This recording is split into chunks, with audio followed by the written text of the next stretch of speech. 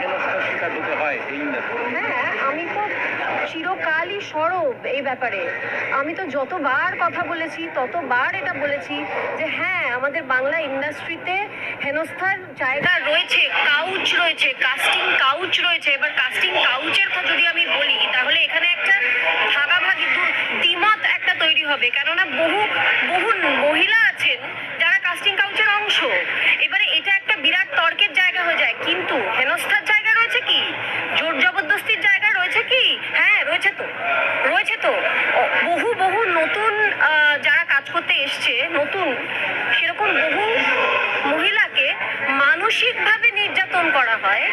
আমি বলছি এমন একটা মানসিক প্রেশারাইজেশনের মধ্যে ফেলে দেওয়া হয়, এমন ভাবে একটা চাপ সৃষ্টি করা হয় মাথার উপর, এমন একটা পরিস্থিতি তৈরি করা হয়, এমন একটা পরিবেশ তৈরি করা হয় যে সে বাধ্য হয় কাস্টিং কাউচের অংশ হতে। এটা কি নির্যাতন নয়? মানে এটাও তো নির্যাতন। তারপরে বলা হবে যে না, তুমি তো নিজে থেকেই অংশ হলে।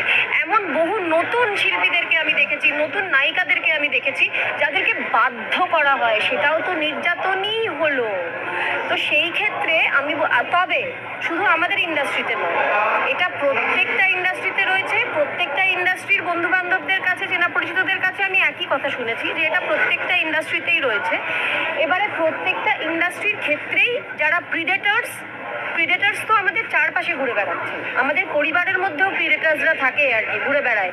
সেখানেও যখন প্রিডেটার্সরা তাদের কার্যকলাপ করে থাকেন, তখন পরিবারের বহু মানুষ চুপ করিয়ে দেওয়া হয়। বলা হয় না না, চুপ চুপ চুপ, বলা যাবে না, পরিবারের মানুষ সম্পর্কে বলা যাবে না, কাকা জ্যাঠা এদের সম্পর্কে বলা যাবে না। তো প্রিডেটার্সদের সম্পর্কে বলতে হবে, সরব হতে হবে। এবং প্রিডেটার্সদের সম্পর্কে যারা বলছে তাদেরকে চুপ করিয়ে দেওয়া যাবে না, তাদের